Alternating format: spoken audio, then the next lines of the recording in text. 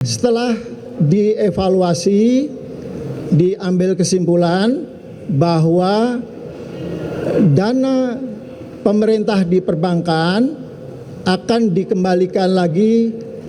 Yang kemarin 281 triliun akan dikembalikan lagi 281 triliun dan diperpanjang hingga akhir 2026. Ketidakpastian global, misalnya harga minyak meningkat dan dampaknya kepada inflasi yang sudah mempengaruhi inflasi dan daya beli di masyarakat, sehingga ini menjadi prioritas untuk menjaga kestabilan makro. Dan apa langkah-langkah yang perlu dilakukan baik dari segi fiskal maupun dari segi moneter, dan koordinasi antara fiskal dan moneter itulah yang kita bahas, ya.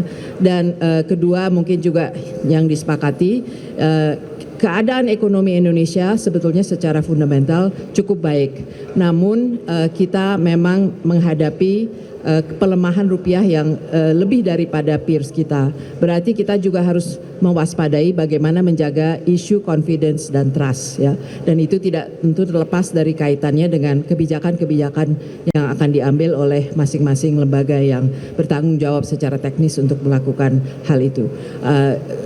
Pembahasan berjalan dengan baik dan saya rasa ini forum yang baik untuk melakukan tukar pikiran antara kita semua, karena kita ingin tentunya ekonomi Indonesia maju. Terima kasih. Baik, terima kasih. Bu Desri, Deputi Gubernur Senior BI, silakan. Baik, terima kasih. Assalamualaikum warahmatullahi wabarakatuh. Tentunya kami berterima kasih juga kepada Pak Dasko yang telah memberikan kesempatan juga pada kita. Seperti pertemuan ini sebenarnya pertemuan rutin, merupakan koordinasi khususnya antara fiskal dan moneter. Dan dari kami seperti tadi yang disampaikan oleh Ibu Mari, bahwa dalam situasi ketidakpastian global yang sangat tinggi, maka kami di Bank Indonesia tentunya perlu membuat suatu kebijakan yang sifatnya memang jangka pendek untuk mencapai stabilitas. Dalam hal ini adalah kita bicara nilai tukar. Dan kebijakan tentu satu nilai tukar dan kedua likuiditas.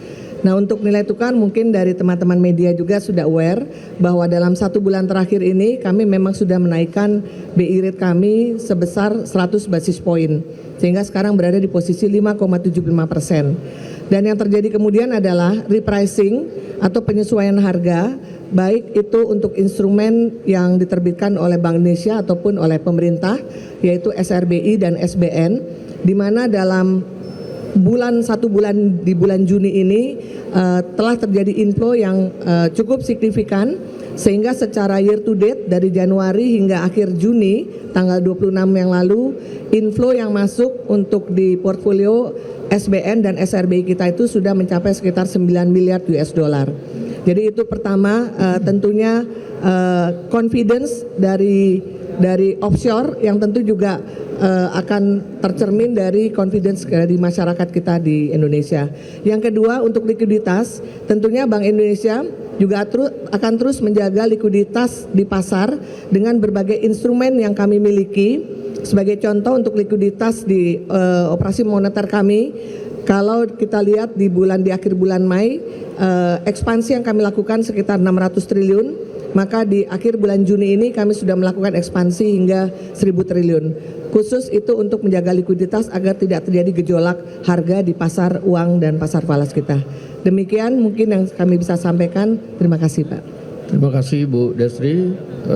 Wakil Menteri Keuangan Pak Yuda, waktu saya persilakan.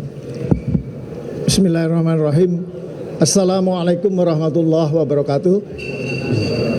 Rekan-rekan media, mungkin ada 2 hal yang ingin saya sampaikan. Yang pertama tadi dibahas bahwa kondisi fiskal itu masih sangat terjaga dengan baik. Defisit hingga bulan Mei kemarin 0,7% dan diperkirakan sampai dengan akhir tahun juga masih di bawah 3%. Jadi masih sangat terjaga. Pajak juga tumbuh dengan baik 19,1% dan juga dari sisi belanja juga masih di atas 30%. Yang kedua, tadi juga banyak dibahas tadi yang seperti disampaikan oleh Bu Destri adalah koordinasi antara anggota KSSK, termasuk antara Bank Indonesia dengan Kementerian Keuangan, khususnya yang terkait dengan penempatan dana pemerintah di perbankan. Setelah dievaluasi, diambil kesimpulan bahwa dana pemerintah di perbankan akan dikembalikan lagi. Yang kemarin 281 triliun akan dikembalikan lagi 281 triliun dan diperpanjang hingga akhir 2026, Desember 2026. Di samping itu ada tambahan 100 triliun sebagai standby in case diperlukan dan memang perbankan masih memerlukan likuiditas untuk menyalurkan kredit. Karena informasi dari perbankan, permintaan kredit itu masih cukup tinggi, tetapi likuiditas perlu dijaga agar bank bisa menyalurkan pertumbuhan kredit. Dan diperkirakan kemarin di bulan Mei kredit tumbuh 11,5%. Kami harapkan pertumbuhan kredit juga masih double digit di dalam bulan-bulan ke depan. Oleh sebab itu likuiditas memang benar-benar harus tetap terjaga di perbankan. Terima kasih. Baik, terima kasih. Ini ada kabar bagus, Pak Menteri SDM, silakan. Baik, terima kasih Pak Dasko dan pimpinan Dewan, Bapak Ibu semua yang saya hormati, teman-teman media. Hari ini kita melakukan rapat koordinasi dalam rangka merespon dari berbagai dinamika geopolitik yang dikaitkan dengan kebijakan untuk mempertahankan ekonomi nasional kita, khususnya di sektor gas. Bapak Ibu semua, dalam waktu hampir 10 hari terakhir kami menerima aspirasi dari asosiasi pelaku industri dari sektor keramik dan beberapa industri lain, termasuk dari KSPI. Atas dasar koordinasi yang baik dengan pimpinan DPR, Pak Dasko dan pemerintah, telah kita merumuskan beberapa langkah-langkah solutif untuk mengatasi masalah yang dihadapi oleh teman-teman industri. Pertama adalah kami berpandangan memastikan keberlanjutan lapangan pekerjaan itu merupakan bagian daripada tanggung jawab pemerintah. Dalam menindaklanjuti pikiran tersebut, maka untuk gas, kita tahu bahwa harga gas dunia lagi melambung. Kita membagi menjadi 3 tahap. Yang pertama untuk HGBT tetap di angka 6,5 sampai dengan $7 per MMBTU, dan ini adalah rapat kilat kami dengan Pertamina, dengan Pak Simon dan Pak Arief sebagai Direktur PGN. Memang ini tidak mengenakan semuanya, tapi kita harus ikat pinggang untuk menyelamatkan lapangan pekerjaan. Sekali lagi saya sampaikan bahwa untuk HGBT di 6,5 sampai dengan $7. Untuk gas pipa industri yang non HGBT tetapi industrinya atau kilangnya, sumurnya ada di wilayah Jawa, itu tetap di angka $9,6 per MMBTU. Yang terjadi sekarang itu adalah karena terjadi penurunan produksi dari kilang-kilang kita yang ada di Jawa Barat. Jawa Timur nggak ada isu. Di daerah Barat yang mengcover Jawa Barat, Banten, dan DKI, maka yang terjadi adalah mempergunakan LNG. LNG ini diambil dari wilayah Papua, Sulawesi, Kalimantan, dan beberapa daerah luar Jawa lainnya. Kemudian harganya naik sampai dengan harga di pasaran itu 20 sampai dengan $23 per mm. Itulah yang menjadi penyebab kenapa teman-teman dari sektor industri meminta pemerintah harus turun tangan. Atas dasar arahan Bapak Presiden, bahwa Presiden berkepentingan betul untuk menjaga industri dan lapangan pekerjaan, maka kami diperintahkan masukan dari industri itu kurang lebih sekitar 15 sampai 16 sen. 16 dolar per mm.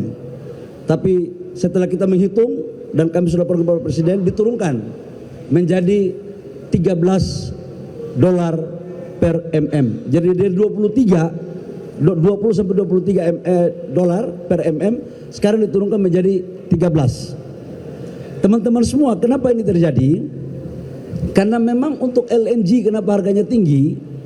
Dia itu diambil dari daerah-daerah yang butuh kos transportasi, kemudian dilakukan regasifikasi ulang, kemudian baru dikirim lewat pipa. Itulah biaya yang timbul. Nah, sementara sumur-sumur yang ada di wilayah Jawa Timur itu produksinya sesuai dengan target lifting, tetapi di dalam sumur-sumur yang ada di wilayah Barat itu terjadi penurunan. Tapi secara akumulasi lifting gas kita itu mencapai target APBN. Karena itu gas tidak kita impor. Jadi masalahnya adalah bukan tidak adanya gas, gas ada, tapi harga LNG-nya yang mahal. Jadi kita telah memutuskan untuk LNG industri di harganya 13 dolar per mm. Demikian Pak Dasko yang perlu kami sampaikan kepada publik. Terima kasih. Terima kasih Pak Bahlil. Ini kabar gembira bagi kalangan industri maupun teman-teman dari serikat pekerja yang kemarin mengeluhkan dampak dari harga gas yang naik, gas industri yang naik bisa kemudian menyebabkan PHK. Oke, sebagai penutup saya minta Menteri Sekretaris Negara untuk menyampaikan beberapa hal dari pemerintah. Saya persilakan. Baik, terima kasih. Selamat siang teman-teman media. Terima kasih Pak Dasko dan beserta seluruh pimpinan DPR. Terima kasih Ibu Destri beserta dengan seluruh Deputi Gubernur Bank Indonesia. Dan kemudian dari Kementerian Keuangan juga diwakili oleh dua Wamenkeu hari ini hadir. Bapak Suhasil Taker ya. Terima kasih juga Pak Bahlil sudah berkenan ikut hadir untuk menyelesaikan permasalahan gas beserta dengan seluruh jajaran dari Pertamina dan PGN. Ada juga Wamen Perindustrian. Terima kasih Pak Wamen. Baik teman-teman, jadi hari ini sebagaimana biasanya para penanggung jawab perekonomian berkoordinasi dan hari ini cukup lengkap karena juga ikut dihadiri oleh teman-teman dari DEN yang memberikan pandangan maupun saran-saran dan memang karena ini kebetulan juga sedang berlangsung Piala Dunia, ibarat tim sepak bola mengurusi ekonomi juga bagaikan tim sepak bola yang semua harus saling berkoordinasi, semua saling memberi masukan bagaimana mengambil kebijakan-kebijakan mulai dari makro, mulai dari fiskalnya sampai kepada sektor real yang kita hadapi di lapangan. Salah satu contohnya adalah berkenaan dengan masalah kebutuhan gas untuk industri kita. Jadi sekali lagi terima kasih Pak Dasko beserta dengan Bapak Ibu semuanya. Kita berharap koordinasi ini dapat terus kita tingkatkan untuk memastikan seluruh perekonomian dapat berjalan sesuai dengan yang kita harapkan. Demikian yang dapat kami sampaikan. Terima kasih Pak Dasko, terima kasih untuk semuanya. Baik, terima kasih semua atas kehadiran pada rapat koordinasi pada hari ini. Juga teman-teman media, terima kasih atas waktunya. Wassalamualaikum warahmatullahi wabarakatuh. Waalaikumsalam.